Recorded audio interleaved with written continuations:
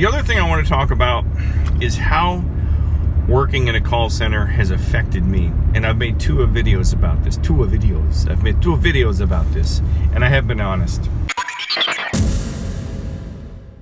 I was being politically correct, and I say screw that political correctness. I'll tell you this, what a call center did to me, it fucked me up. It fucked my head up really bad. And I know other people that have screwed their head up bad too. I tell you what, I can't even walk into a corporate office building. I can't even walk into an office building anymore without my stomach churning and like that pre-drool dripping in the back of my throat right before I vomit. I get sick to my stomach. It's horrible. I don't know what happened to me, but these call centers beat you down, and they beat you down, and they beat you down. And they kick you in the balls. And they tell you you're no good, and they tell you can't succeed, and they tell you you'll never be anything, and they keep you at their beck and call until they kick you to the curb. And I tell you what, I couldn't take it anymore, and it messed my head up.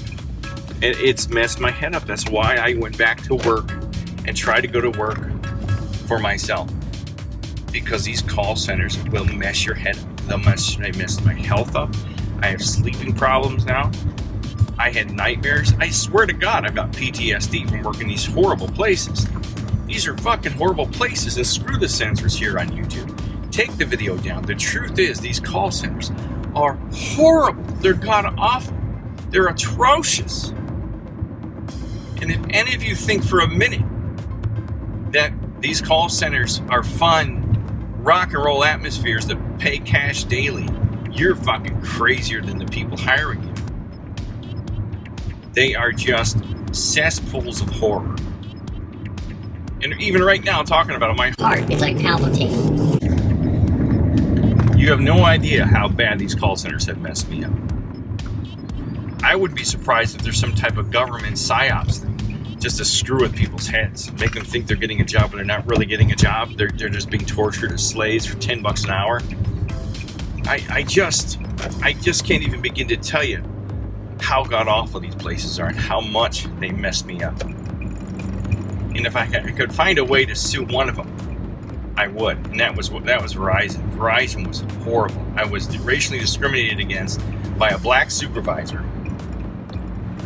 And he had divided the team into the black people and into the white people. He had blacks and Hispanics over on my right. He had all the white people on my left.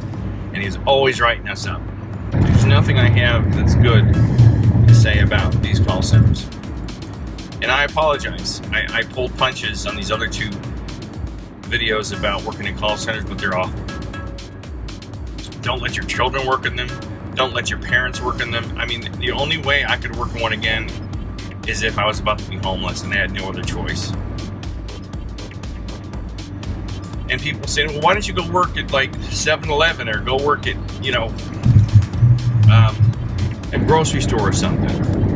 No, because I don't do well with the public face-to-face. I can't handle working with the public face-to-face. I can do it over the phone, believe it or not, because you've got the phone to hide behind. But when you've got some drunken idiot who wants a Slurpee and a coffee mixed together along with a donut shoved up his ass, and you don't want to do it for him, and he's got his 9mm on his hip, I just don't want to deal with that. You deal with all these idiots in the 7-Elevens. You just have no idea what this has done to me emotionally, mentally, even physically. I haven't been the same since working at Verizon. Verizon was awful. And I knew people that worked there. I found out after I left that I knew one of my former supervisors from like 30 years ago worked there. And she was just, she's one of the corporate people. And I wrote to her, I said, this is a god-awful job. She's, well, I'm so sorry you're so bitter about your job. I happen to love this company. Of course, she's got to say that because she's one of the kiss-ass executives now. Yeah, I'm bitter. I'm bitter, and I'm angry, and I'm upset, and I'm tired of every time I do one of these videos, I have flashbacks about this god-awful experience I had. Just an awful experience with awful people. And as I said, the people I worked with, sat in the trenches with, were fine. The foot soldiers I was along with were fine. I understand these people. They're just trying to make ends meet. What I didn't understand is how sadistic and cruel If you're a corporation and you run a call center, how the fuck do you sleep at night? How do you sleep at night? How do you go to bed at night next to your wife or your husband or your boyfriend or your leather gimp slave in the closet? Go, you know what? I did a good job today at screwing those young people over and making them think they got a real job. Who are you people? You've got to be CIA. There's no one else that is cold and as heartless as our government. Who else runs these places? The people that run corporate America are sociopathic monsters. Psychopathic and sociopathic. You know, you stay right there. I got a green light, honey. I am so sick of these sociopathic, psychopathic monsters that run these places. And this is what has opened my eyes up to, is that everybody who runs these companies is mad. They're crazy. And you have to be a certain type of person to make it. And I wasn't that type of person. You have to have no soul. You cannot have any emotions. You cannot get emotionally or mentally wrapped up in anything that these people tell you or say to you or how you're treated. You're absolutely positively not allowed to get involved. You can't get involved. If you do, you won't make it. If you do, you won't get promoted. If you show any sign of weakness in the corporate world, you're through. Any. If you question anything, you're through. You have to sit properly. You have to dress properly. You have to speak properly.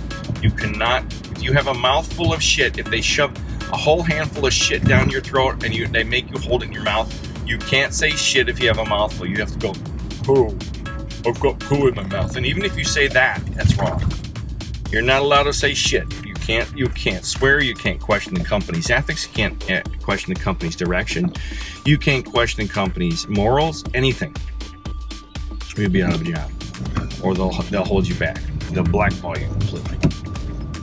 That's what the call center world did to me. It showed me that everything is fucked up in this call center world. It's completely fucked up. And that's not paranoia. That's reality, folks.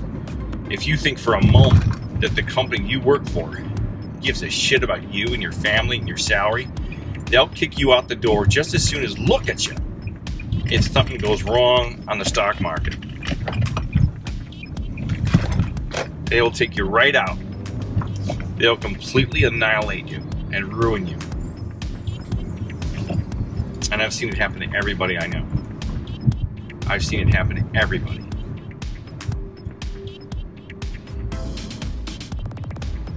So, there's my rant on call centers and what it's really done to me. You want to know what it's really done to me?